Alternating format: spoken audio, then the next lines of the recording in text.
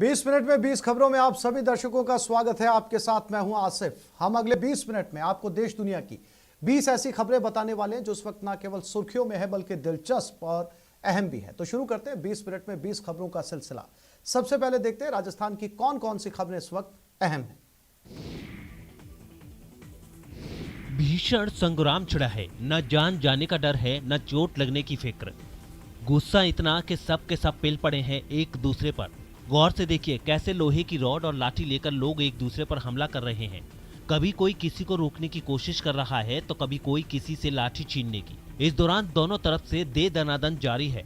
कुछ ऐसे भी लोग हैं जो झगड़े के दौरान बीच बचाव में आगे बढ़ रहे हैं, लेकिन सब के सब गुस्से में इस कदर पागल हो रहे हैं कि कोई किसी को सुनने को तैयार नहीं है। कुछ देर का हंगामा और गुत्थम गुत्था के बाद लोग एक शख्स को पकड़ लेते हैं, फिर वहां भीड़ जमा हो जाती है।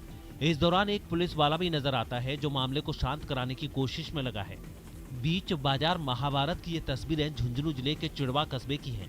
बताया जा रहा है कि किसी बात पर दो गुटों के बीच विवाद हुआ था और फिर बात बढ़ते बढ़ते मारपीट तक पहुंच गई। इस हिंसक झड़प में कई लोग जख्मी भी हुए, जिन्हें इलाज के लिए अस्पताल में भर्ती करा दिया गया है। साथ ही दोनों गुटों की शिकायत पर मामले की पुलिस ने जांच भी शुरू कर दी है।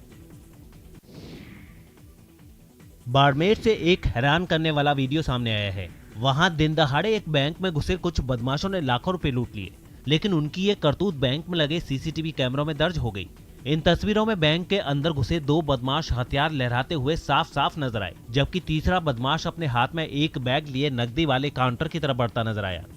इस बीच उन दोनों बदमाशों ने हथियारों का डर दिखाकर बैंक स्टाफ और वहां मौजूद ग्राहकों को एक कोने में खड़ा करवा दिया। डरे सहमे वो लोग अपने दोनों हाथ ऊपर कर काफी देर तक वहां खड़े रहे। कुछ देर बाद तीसरा बदमाश अपने बैग में नकदी भरने के बाद काउंटर को फांदता दिखाई दिया। इसके बाद वो सभी आरोपी बेखौफ होकर बैंक से निकल गए। बाद में मौके पर पहुंची पुलिस ने इस मामले की जांच शुरू की और इन सीसीटीवी तस्वीरों के आधार पर बैंक लूट में शामिल अपराधियों की तलाश शुरू कर दी है। देखिए, हम प्रयास कर रहे हैं, बहुत ही टीमें बनी हुई है और कोशिश कर रहे हैं जल्द से जल्द इसका खुलासा करें। और इसी सिलसिले में आज यहाँ देखने भी आए हैं। उम्मीद है जल्द खुलासा करें। अपने शरीर पर लगे जख्म दिखा रही भरतपुर की रहने वाली ये सुरेखा शर्मा है और पास खड़ी ये दो लड़कियां इनकी बेटियां हैं। सुरेखा शर्मा को ये चोट उनके पति उमा शंकर शर्मा ने पहुंचाई है। सुरेखा शर्मा का कहना है कि उनके पति इस बात से अक्सर उनके साथ मारपीट करते थे कि उनका कोई बेटा नहीं है। सुरेखा शर्मा की दो बेटियां हैं, दोनों पढ़ाई लिखाई से लेकर हर बात में होशियार, लेकिन आरबीएम अस्पताल में 4th क्लास स्टाफ के तौर पर काम करने वाले उनके पति उमा शंकर शर्मा को इससे कोई मतलब नहीं है। उन्हें तो बस बेटा चाहिए था, इसलिए वो अक्सर उनके साथ मारपीट करते थे, लेकिन इस बार तो हद ही हो गई। उन्होंने न केवल सुरेखा शर्मा की बेरहमी से पिटाई की, बल्कि उन्हें बेटियों के साथ घर से भी निकाल दिया। लाठी मारी बहुत तेज, मेरे लाठी नीचे डाल के नहीं बहुत बुरी तरह से मारा मेरे को। मेरी बेटी बचाती, बेटी को भी मारते। अपने पति की करतूत से नाराज सुरेखा शर्मा ने उनके खिलाफ पुलिस में रिपोर्ट दर्ज करा दी है और पुलिस ने भी उनकी रिपोर्ट पर मामले की जांच शुरू कर दी है।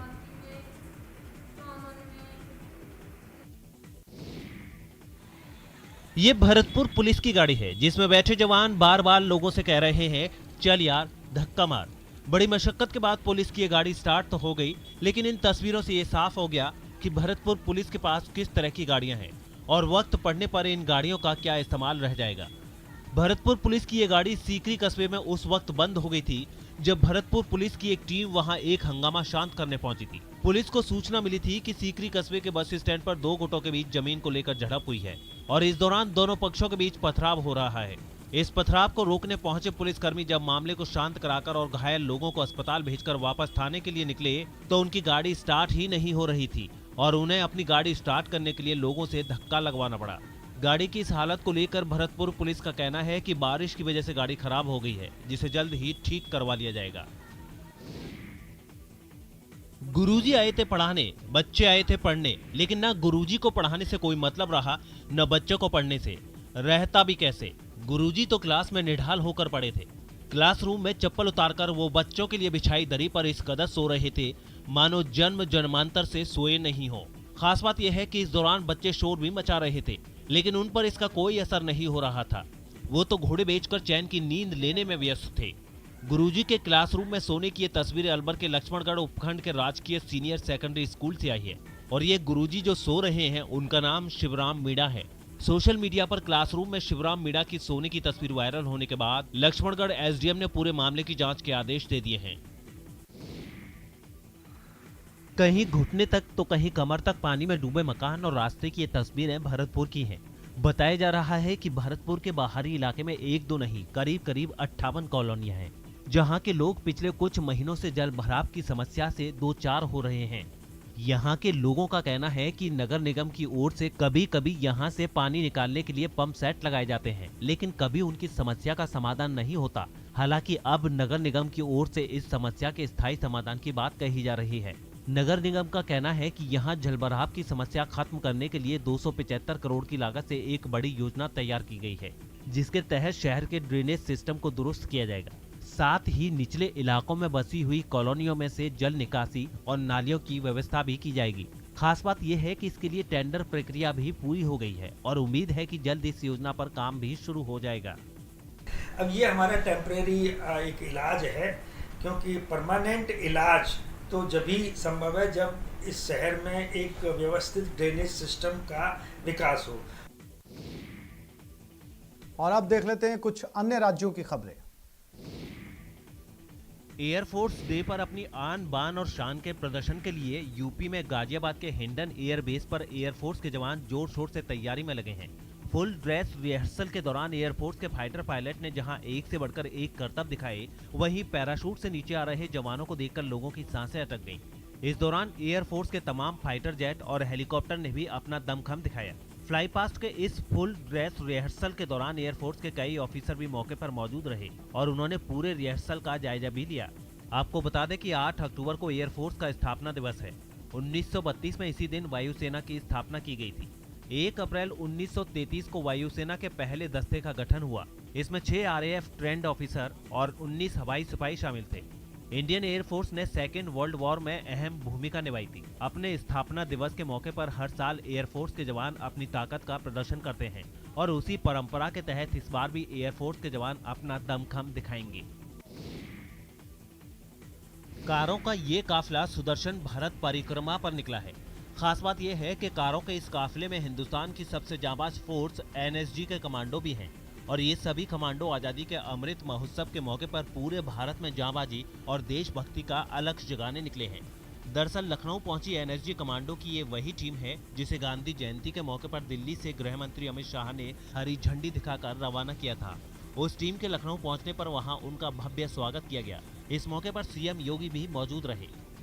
समाज के एक बड़े तबके में भय जैसा माहौल होता है, उस समय राहत देने और सुरक्षा का एक बेहतर वातावरण देने में NSG के ब्लैक कैट कमांडो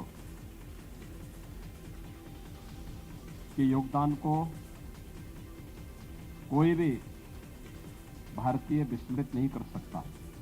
खास बात यह है कि NSG कमांडो का ये एलिट ग्रुप टाटा के 15 डार्क हैरियर SUV में निकला है, जो देश भर के 18 प्रमुख शहरों से होते हुए 7500 किलोमीटर की दूरी तय करेंगे। यूपी के सहारनपुर से एक हैरान करने वाला वीडियो सामने आया है। वहां एक मिठाई की दुकान में घुसे चोरों ने लाखों रुपए चुरा लिए। इन चोरों ने दुकान के अंदर पहुंचते ही सबसे पहले वहां रखी मिठाइयां खाई और फिर दुकान के अंदर रखी नकदी की तलाश में जुट गए। इस वारदात के वीडियो में एक चोर नकदी की तलाश में दुकान के अंदर काउंटर को खंगालता दिखा। इसके बाद उसने लोहे की रॉड से काउंटर पर बने एक दराज को तोड़ा और उसमें रखी सारी रकम बटोर ली। इससे पहले कीमती चीजों की तलाश में ये चोर काफी देर तक दुकान के अलग अलग हिस्सों में घूमते रहे। इस दौरान एक चोर ने वहां लगे CCTV कैमरों से बचने के लिए उनमें तोड़फोड़ भी की। इसके बावजूद उनकी ये हरकत तीसरी आंख ने कैद कर ली। बाद में दुकान के मालिक ने पुलिस को चोरी होने की जानकारी दी। थाना जनकपुरी क्षेत्र में एक मिठाई की दुकान है बजाज स्वीट्स के नाम से, ये देहरादून चौक पे पड़ती है। यहाँ पे एक चोरी की घटना हुई है और जो दुकान है उसके छत के ऊपर के रास्ते से चोर आया है और कुल करीब इनका करना 1-1.5 लाख रुपए जो कैश दुकान में था वो चोरी करके ले गया है। इसमें CC फुटेज देखी जा रही, कुछ चीज़ें मिली है जिस पे काम किया जा रहा है। जल्दी इस घटना का अनावरण होगा। उत्तर प्रदेश के पीलीभीत में उस वक्त दहशत का माहौल बन गया जब वहां के खमरिया गांव के एक घर में मगरमच्छ घुस गया। घर में मगरमच्छ घुसने की खबर मिलते ही वहां लोगों की भीड़ इकट्ठा हो गई और सब उसे भगाने में जुट गए। इसके लिए वन विभाग के कर्मचारियों के साथ मिलकर उन लोगों ने एक लोहे का जाल लगाया। साथ ही रास्ते को एक चारपाई की मदद से बंद कर दिया ताकि मगरमच्छ भाग न पाए। इसके बाद वो लोग डंडे से उसे पिंजरे की तरफ धकेलने लगे, लेकिन तभी मगरमच्छ गुस्से में आ गया। डंडों से घायल होते मगरमच्छ ने अपना मुंह फाड़ा और लोगों की तरफ पलट गया। इस मगरमच्छ के हमलावर होते ही लोग सहम गए और सबने अपने डंडे पीछे कर लिए। इसके बाद एक शख्स ने लोहे की पाइप से उसे उकसाना शुरू किया। उस आदमी ने लोहे के पाइप से मगरमच्छ के जबड़े को दबा दिया, जिससे वो और भड़क उठा।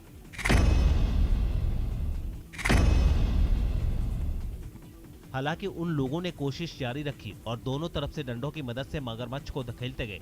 काफी देर मशक्कत करने के बाद आखिरकार मगरमच्छ पिंजरे में घुस गया और जैसे ही वो अंदर गया, एक आदमी ने चढ़कर फौरन उसका ढक्कन बंद कर दिया। मध्य प्रदेश के धार से एक चौंकाने वाला वीडियो सामने आया है। वहां जन्मदिन की पार्टी में धारदार हथियार से लेकर तलवार और पिस्तौल इस तरह लहराए गए मानो हथियार प्रदर्शनी चल रही हो और कुछ लोग अपनी ताकत का प्रदर्शन कर रहे हैं। इस जश्न की जो तस्वीरें सामने आई, उन तस्वीरों में लोग हथियार लहराते साफ साफ नजर आ रहे हैं। हथियार लहराने वालों में कुछ लोग तलवारें लहराते भी नजर आए। बात तलवार तक ही नहीं रुकी, इन तस्वीरों में तो एक शख्स अपने एक हाथ में पिस्तौल और दूसरे हाथ में तलवार लिए डांस करता भी नजर आया। बीच सड़क पर हुए जन्मदिन के इस जश्न में कई लोग शामिल हुए थे। इनमें से एक आदमी ऐसा भी था जो आरोपी को अपने कंधे पर उठाकर डांस करता दिखा। हालांकि ये वीडियो वायरल होने के बाद पुलिस ने तेजी दिखाई और आरोपी को गिरफ्तार कर लिया। मौके पर आके दबिश दी गई, उसको पकड़ा गया। इसके कब्जे से जो है 12 बोर का कट्टा और 12 बोर राउंड पुलिस ने जब्त किया। इतना ही नहीं, पुलिस वालों का कहना है कि उन्होंने आरोपी के पास से मिले हथियार भी जब्त कर लिए हैं। दिल्ली के पास गुरुग्राम से हैरान करने वाली तस्वीरें सामने आई हैं। वहां मौजूदा बंजारा मार्केट को प्रशासन ने जमींदोज कर दिया। बताया गया है कि ये मार्केट पिछले 10 सालों से अवैध जमीन पर चल रहा था, जिस पर कार्रवाई करते हुए इसे पूरी तरह बर्बाद कर दिया गया। वहां से आई तस्वीरों में साफ दिखा कि खुदाई करने वाली मशीन की मदद से वहां मौजूद झोपड़ियों और दुकानों को तोड़ा गया। इस मौके पर किसी तरह का कोई हंगामा न हो, इसके लिए पुलिस के कई जवान वहां पहले से ही मौजूद नजर आए। अचानक ही आके हमें तोड़ फोड़ करके गई। अब हम बताओ कहाँ जाएंगे हम, बोलो बाबूजी। इस तोड़फोड़ को देखकर वहां खरीदारी करने पहुंचे लोग भी हैरान हो गए। बंजारा मार्केट के लोगों ने आरोप लगाया है कि उन्हें कोई नोटिस नहीं मिला, जबकि पुलिस की तरफ से दावा किया गया है कि उन्हें पहले ही इस बारे में बता दिया गया था। अपने घर और दुकानों के टूट जाने से वो लोग काफी मायूस नजर आए। कुछ लोग इस मलबे में अपना सामान खोजते दिखे तो कुछ लोगों ने जगह छोड़ने से साफ इनकार कर दिया।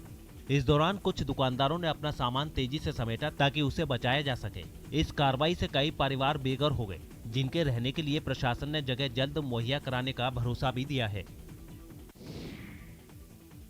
मध्य रेलवे ने गाड़ियों की ढुलाई के लिए मुंबई के परेल वर्कशॉप में ट्रेन के पुराने डिब्बों से एक हाईटेक कोच तैयार किया है। खास बात यह है कि इसके जरिए 2 व्हीलर और 4 पहिए वाली गाड़ियों को कम समय और कम खर्च में एक जगह से दूसरी जगह ले जाया जा सकेगा, क्योंकि कई तकनीकी खूबियों से लैस ये कोच 18 टन से ज्यादा का भार लेकर पैसेंजर ट्रेन की तरह 110 किलोमीटर प्रति घंटे की रफ्तार से दौड़ सकेगा। यानी कि एक बार में ज्यादा गाड़ियां कम वक्त में एक जगह से दूसरी जगह भेजी जा सकेंगी। इतना ही नहीं, नए कोच में गाड़ियों को लोड करना भी आसान होगा। पहले सिर्फ कोच के पिछले दरवाजे से ही गाड़ियां लोड की जा सकती थी, जो कि नए कोच में बड़ा बदलाव है। पैसेंजर जिन दरवाजों से चढ़ते हैं उन दरवाजों से भी वाहनों की लोडिंग हो सकेगी। देखिए ये जो दरवाजे लगाए गए हैं यहाँ पर लोडिंग हो सकेगी। मध्य रेलवे के एक अधिकारी ने बताया कि इस कोच को गाड़ियों की ढुलाई के अलावा दूसरी कई चीजों को इधर उधर भेजने के लिए भी इस्तेमाल किया जा सकेगा। कंपोनेंट्स के ट्रांसपोर्टेशन के लिए भी यूजफुल होगा, पार्सल ट्रांसपोर्टेशन के लिए भी बहुत यूजफुल होगा। बताया जा रहा है कि इस हाईटेक कोच का ट्रायल 1-2 दिन में शुरू हो जाएगा और इसके पूरा होते ही इस कोच को गाड़ियों की ढुलाई के लिए इस्तेमाल में लेना शुरू कर दिया जाएगा। तोपों की सलामी और हाथी घोड़ों की कदमताल। मैसूर दशहरे की ये परंपरा सैकड़ों साल पुरानी है, जिसे नाडा हब्बा यानी कि राज्य के त्योहार मैसूर दशहरा की शुरुआत होती है। कर्नाटक का मैसूर दशहरा अपनी पारंपरिक शानो शौकत और महाराजा शैली में उत्सव मनाने के लिए पूरी दुनिया में मशहूर है। इस दौरान खास तौर पर कई कार्यक्रमों का आयोजन होता है। साथ ही मैसूर पैलेस और आसपास के रास्तों को दुल्हन की तरह सजाया जाता है। इस बार 100 किलोमीटर सड़कों को लाइटिंग के जरिए जगमग किया गया है।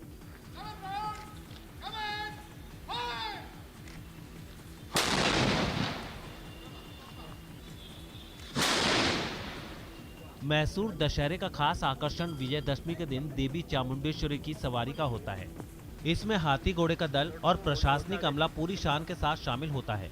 इस बार भी मां चामुंडेश्वरी के मूर्ति को 750 किलो के सोने के हाउ धाव में रखा जाएगा और 55 साल का हाथी अभिमन्यु इसे लेकर दल की अगुवाई करने वाला है।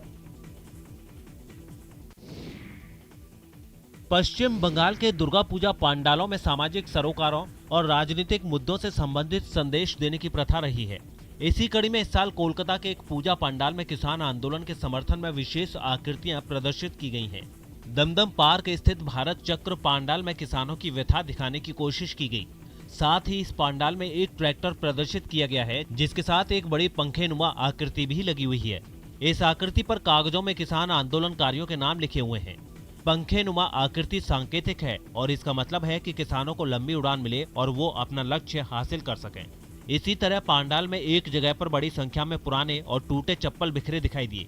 दीवार पर 3D और 4D पेंटिंग के जरिए एक कार प्रदर्शित की गई है, जिसमें वास्तविक टायर लगाए गए हैं।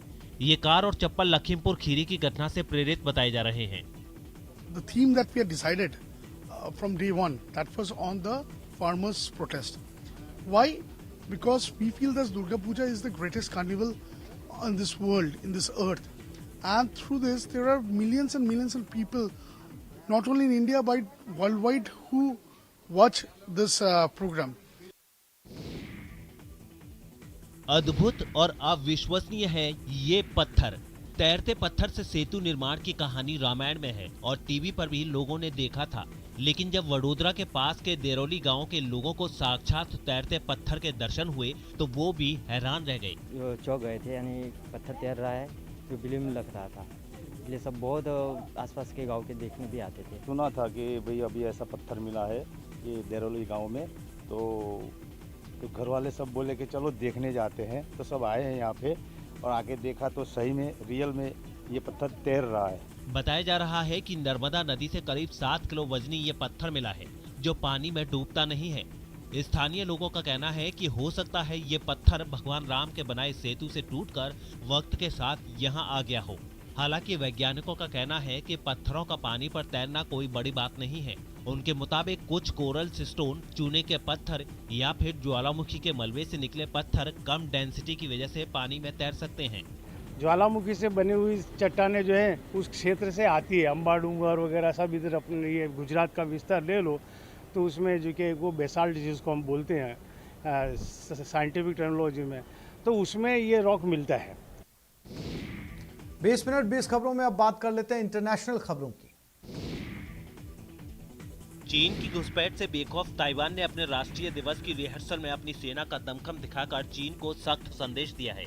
ताइवान 10 अक्टूबर को होने वाले अपने राष्ट्रीय दिवस की तैयारियों में लगा है और उसी के खिलाफ चेतावनी देने के लिए 2 दिन पहले चीन ने उसके एयर स्पेस में अपने फाइटर जेट उड़ाए थे। लेकिन चीन की हरकत से ताइवान जरा भी डरा नहीं और उसने अपने नेशनल डे की रिहर्सल जोर शोर से जारी रखी। इस दौरान कभी उसके लड़ाकू विमानों ने अपना दम दिखाया तो कभी चीनूक हेलीकॉप्टर ने आसमान में ताइवान का झंडा फहराया।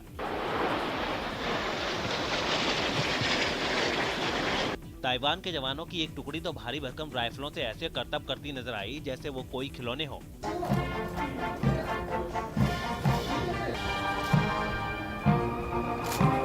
ताइवान ने चीन से 2 टूक कहा है कि उसे उकसाकर चीन अपनी ही कब्र खोद रहा है, क्योंकि इससे ताइवान की सेना ही किसी भी पल जंग लड़ने के लिए मुस्तैद हो रही है।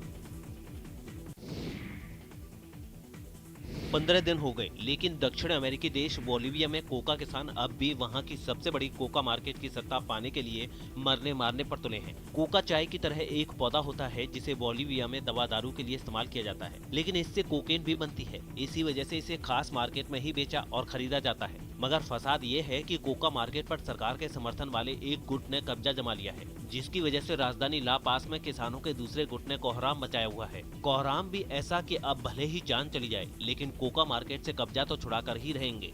इन किसानों के तेवर ऐसे थे कि उन्हें खदेड़ने के लिए पुलिस की भरी पूरी फौज भी मैदान में उतर गई, लेकिन प्रदर्शनकारियों के आगे वो बौनी ही नजर आई, क्योंकि किसानों की भीड़ पुलिस पर ही चढ़ गई और उसे उल्टे पांव दौड़ा दिया। फिर तो पुलिस वालों का दिमाग भी गर्म हो गया और उसने किसानों पर दनादन आंसू गैस के गोले दाग दिए। इसके बाद बोलिविया की सड़कें महाभारत का मैदान बनी नजर आईं। तस्वीरें देखकर ऐसा लगा जैसे खूंखार आतंकियों का सफाया करने के लिए पुलिस सड़क पर उतरी हो, लेकिन प्रदर्शनकारी पुलिस से भी एक कदम आगे निकले। पुलिस ने आंसू गैस छोड़ी तो प्रदर्शनकारियों ने उस पर खतरनाक विस्फोटक से भरे पटाखे छोड़ दिए। वैसे तो बोलिविया में कोका मार्केट के लिए खींचतान महीनों पहले शुरू हुई थी, लेकिन इसने हिंसक मोड़ पिछले महीने ही लिया है।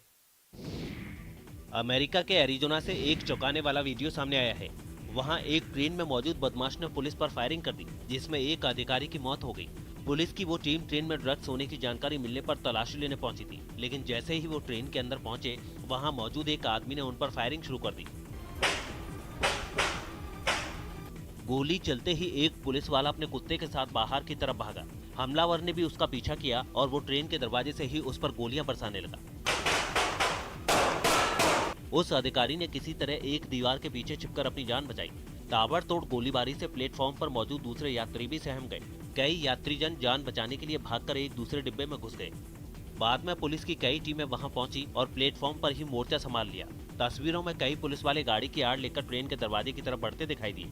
हमलावर भाग ना पाए, इसके लिए पूरे स्टेशन को घेर लिया गया। इस हमले में एक पुलिस वाले की मौत हो गई, जबकि दूसरा घायल हो गया। वहीं हमलावर को भी मार गिराने की खबर है। अमेरिका को पीछे छोड़ते हुए रूस अंतरिक्ष में फिल्म की शूटिंग करने वाला पहला देश बनने वाला है। चैलेंज नाम